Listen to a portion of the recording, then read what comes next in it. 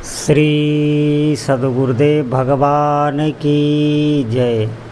श्री सीताराम सरकार की जय। श्री राधारमण लाल की जय। श्री गौरी शंकर महादेव की जय। सभी दर्शकों और भक्तों को कोटि कोटि प्रणाम। सबको प्रेम भरा जय जय श्री राधे, जय जय श्री सीताराम। सभी साधकों से प्रार्थना है कि बहुत ही महत्वपूर्ण विषय है और जितने भी साधक हैं बहुत ही ध्यान से सुनेंगे। देखिए, भजन करते करते एक स्थिति ऐसी अवश्य आती है कि आप परम सुख का और परम विश्राम का अनुभव करेंगे। ये मन जो चलायमान है, ये जो इंद्रियां बाहर की तरफ झांकती रहती हैं, विषयों की लालसा से ये बाहर भागती हैं, आप देखेंगे, और मन दुखी होता रहता है। सब कुछ होते हुए भी, सब भोग पदार्थ हैं, लेकिन भोग भोगने की तृष्णा, व्याकुलता, भोगों की स्मृति ये बार बार मन को दुखी करती है।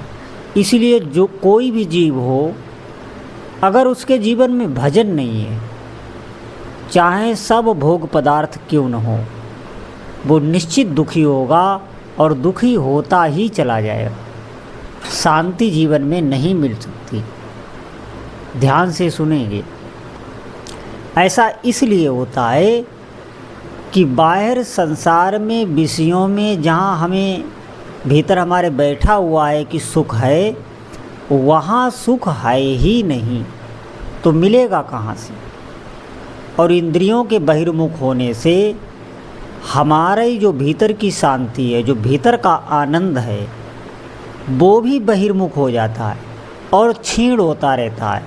आप देखेंगे सुबह शाम तक हमें नींद लेने की आवश्यकता हो जाती है, इंद्रियां हमारी थक जाती है, मन थक जाता है। ये बहिर्मुखता के कारण, बाहर की ओर इंद्रियों का आकर्षण रहने से ही मन थकता है, बुद्धि थकती है, तभी विश्राम की आवश्यकता होती है। आप ध्यान दें। आप देखेंगे छोटे बच्चों में, उनमें देखेंगे भी छोटी छोटी बातों पे लड़ते रहते हैं, छोटे छोटे सामानों पे। कहो वो मिट्टी के बर्तन बना के उन पे वो लड़ें, खिलौने बना के उन पे उनका लड़ाई हो, झगड़ा हो। अज्ञान, इससे आप देख सकते हैं कि जीव कितना अज्ञान में रहता है। और ज्यों ही उसकी बुद्धि का विकास होता है तो उसे उनमें सुख नहीं नज़र आता, वो छोड़ देता है और उसे हंसी आती है कि कभी हम भी ऐसा करते थे। लेकिन वहाँ जब उस अवस्था में होता है तो उसे हंसी नहीं आती है, क्योंकि वो अज्ञान में होता है, वो उसी को सत्य मानकर जी रहा होता है। ध्यान दें। ऐसे ही जब भजन करके आपको पता चलेगा, वास्तव में पता चलेगा, ऐसा नहीं है ये सुन के ज्ञान हो जाता है कि हमने सुन लिया, हाँ संसार दुख स्वरूप है, भोग सुख स्वरूप है, और सुन के हमने बुद्धि में ज्ञान कर लिया तो ज्ञान हो गया। ऐसा नहीं है। ज्ञान होगा, आपको अनुभव होगा, भीतर से आपको अनुभव होगा कि संसार में कहीं सुख नहीं है और आपके मन को कोई आकर्षित भी नहीं कर पाएगा। ये उसका प्रमाण होगा। कोई भी भोग, कोई भी ऐश्वर्य, कोई भी सांसारिक पदार्थ वस्तु आपको आकर्षित नहीं कर पाएगी। क्यों? क्योंकि आपकी इंद्रियां अंतर्मुखी हो चुकी हैं। आपने इतना नाम जप कर लिया, इतना भजन कर लिया, जो सुख चाहिए, जो हम ढूंढ रहे हैं अनंत काल से, वो आपको मिलने लगा है। अब आप ताक झांक बंद कर देंगे, और ये सब आता है नाम जप से। आप ध्यान दें, भजन से ही सुख मिलेगा। क्यों? क्योंकि भजन से अंतःकरण शुद्ध होने लगता है। जब अंतःकरण शुद्ध होने लगता है तो हमें अपना ही अनुभव होने लगता है, और हम आनंद स्वरूप हैं, हम सुख स्वरूप हैं। हम दुखी इसलिए हैं कि हम इंद्रियों के द्वारा बराबर बहिर्मुख होते रहते हैं। बाहर की तरफ ही इंद्रियों का आकर्षण रहता है, और हमारा मन, बुद्धि, चित्त, अहंकार, हम बिल्कुल पूरा का पूरा दुखी ही रहते हैं, चाहे सब कुछ हमारे पास हो।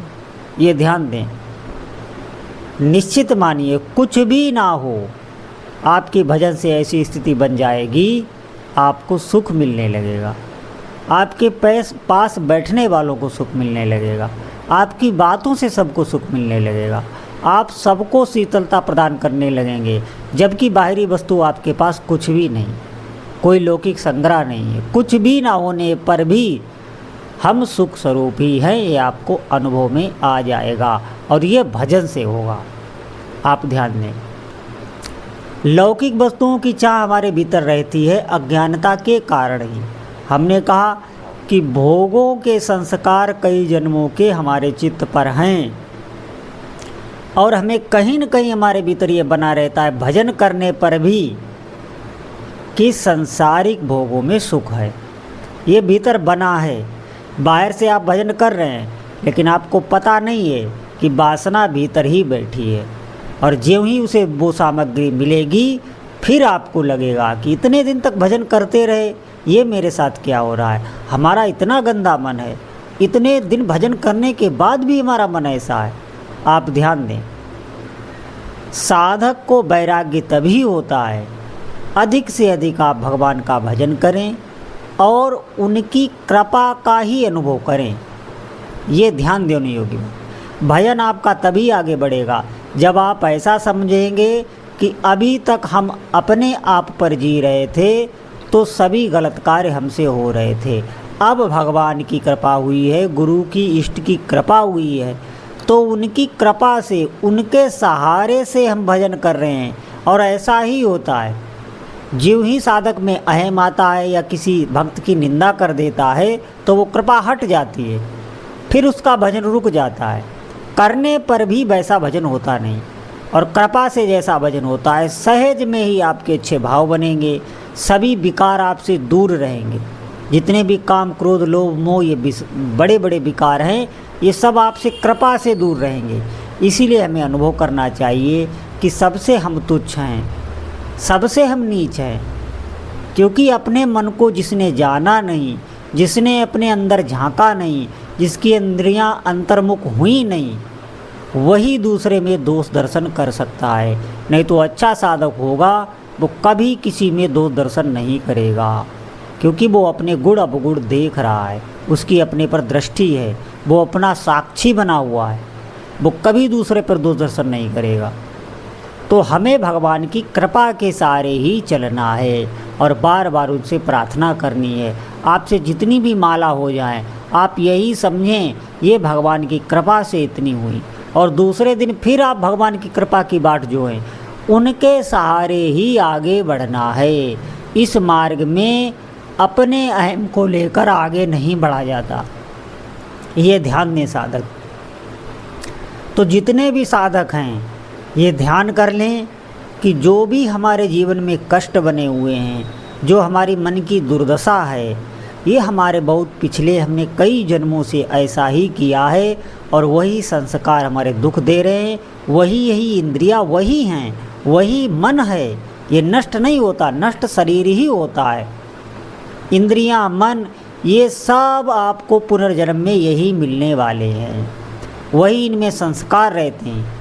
आप जन्म से देखें बच्चे में जो संस्कार प्रबल होगा वो वैसा ही होगा, वैसे ही स्वभाव का होगा, वही विषय वस्तु उसे पसंद होंगे जो पूर्व जन्म में उसने भोग किए हैं। उन्हीं भोगों की लालसा इसी जन्म में उसकी तीव्र होगी। वो भोग सामने आते ही उसकी बुद्धि कार्य करना बंद कर देगी, इतनी भोग की लालसा होगी। इसका मतलब है कई जन्मों से हमने वो भोग भोगे हैं, और अगर आप सूक्ष्मता से, बारीकी से इनका सब का अनुभव करते हैं तो आपको अनुभव में आ जाएगा, क्योंकि भगवान ने ज्ञान स्वरूप शक्ति सबको दी हुई है, चिंतन की शक्ति सबको दी हुई है। बात इतनी है कि हम उसको संसार में लगा रहे हैं। वही अगर हम परमार्थ में लगाने लगें, नाम जप करने लगें, तो समस्त ज्ञान आपको हो जाएगा, निश्चित हो जाएगा। कोई ऐसा ज्ञान नहीं है जो आपको हो न जाए। कोरा कोरा ज्ञान नहीं होगा, अनुभव भी होगा साथ में। तो आप भजन में लगें। सबकी दवा एक ही है। सब कुछ है जीवन में, सब कुछ है, सभी भोग पदार्थ हैं, सभी प्रकार का सुख बना हुआ है, शारीरिक सुख भी है, लेकिन अगर जीवन में उसके भजन नहीं है तो ये बात निश्चित है कि वो सुखी होगा ही नहीं, शांत होगा ही नहीं, उसका मन ही उसे अशांत करता रहेगा, दुखी करता रहेगा, निश्चित मानिए। और अगर आपको परम सुख चाहिए, तृप्ति चाहिए, शांति चाहिए, तो आज से ही आप नाम जप में लग जाओ। सभी लौकिक बाधाएं, परलौकिक बाधाएं, सभी नाम जप से ही दूर होती हैं। जो चाहिए वो नाम जप से आप प्राप्त कर सकते हो। भगवान को भी प्राप्त किया जा सकता है, तो लौकिक पारलौकिक भोगों की बात ही आप छोड़ दीजिए। नाम जप से सब कुछ संभव है। अधिक से अधिक भगवान नाम जप करें, जितना भी समय है वो नाम में ही लगाएं। बोलो जय जय श्री सीताराम।